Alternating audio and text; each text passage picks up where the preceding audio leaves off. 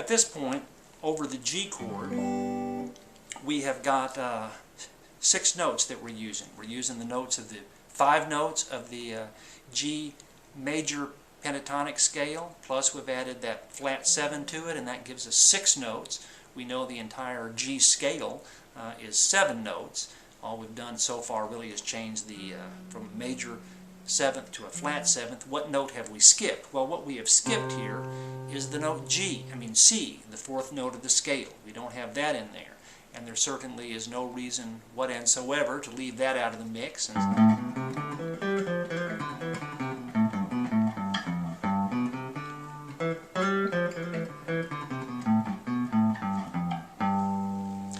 And now we have an entire 7-note scale that is just exactly the same as the G major scale, except that the major 7th has been changed to a flat 7. Is there a name for that? Well, yes, there certainly is. That is what is called the dominant scale. And it's called the dominant scale. Remember that the 5th note of the major scale is called the dominant, and it just naturally has that flat 7 in it. And if you were to play the major scale, the segment from the D note, the 5th note, all the way up to an octave higher,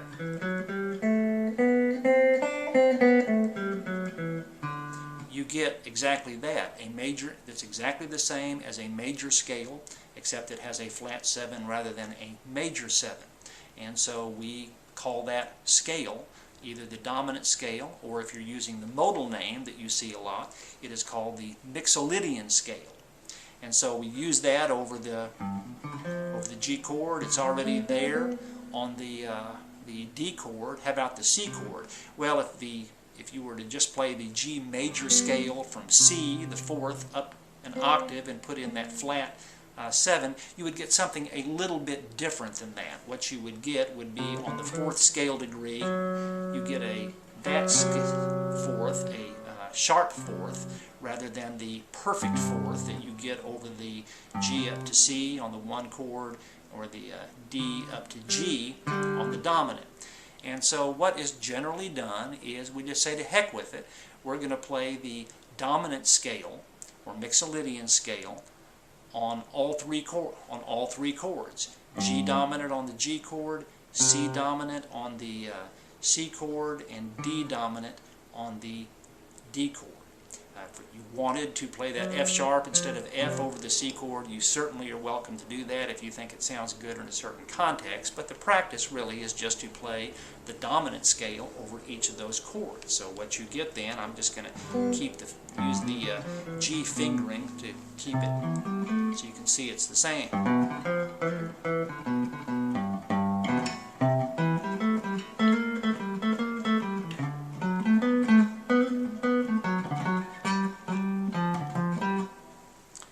And so folks, there you have it. That's kind of the key to playing bluesy sounding swing music, and that's the old style of playing bluesy style country music as well, is using that Mixolydian or dominant scale of the same root over all of those chords.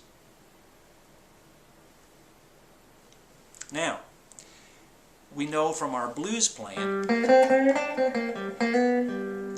that what sounds good is to use the flat 3rd, B flat in our B blues scale, and hammer it up to, or use both the B natural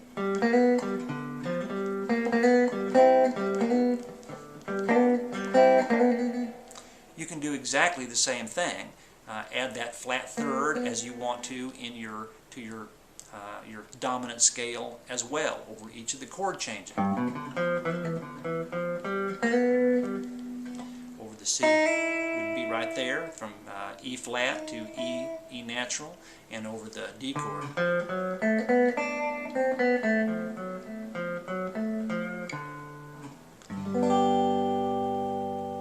And now you really have something worth playing.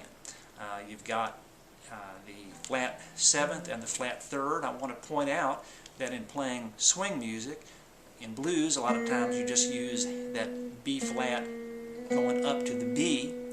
Here, it's often used going the other way as well. Over our G chord, the flat third, B flat, going down to the A on the way back to G.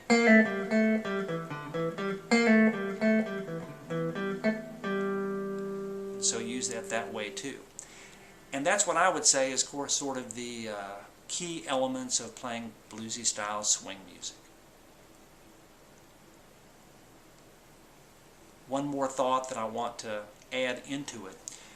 We said a while back that some modern chicken pickers think of what their playing style is as being a combination of the minor pentatonic or the blues scale, if you want to add that sharp fourth to it, combined with some major pentatonic.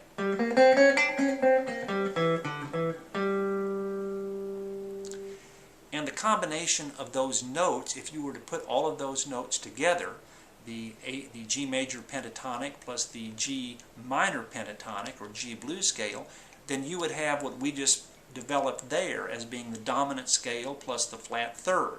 You would have to add the sharp 4 in there too if you were going to match that. But that's the same two ways of coming at that same total collection of notes. There's a difference in the sound that you're going to get. If you think about that total collection of notes, you divide it in two, into minor pentatonic and then sometimes major pentatonic. You're going to come up with different lines than if you think of all the notes being combined in one. And modern chicken picking uses a lot more straight minor pentatonic or blues playing than does old style swing.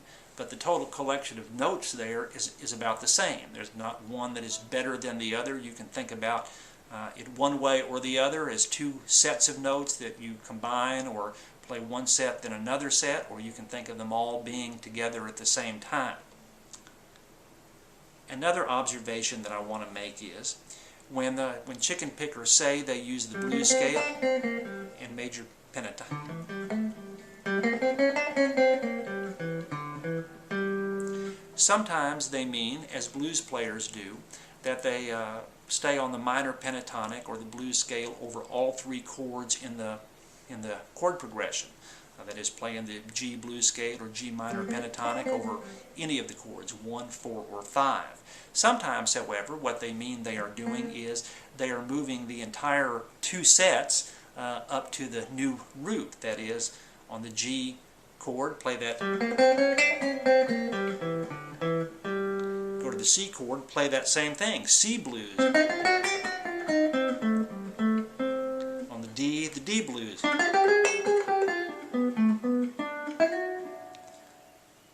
Plus the D major pentatonic. And so sometimes they may mean using the minor pentatonic, the one scale over the whole progression. Other times they may be moving that minor pentatonic scale or blues scale up to the root of whatever chord they are playing. And just be mindful of that.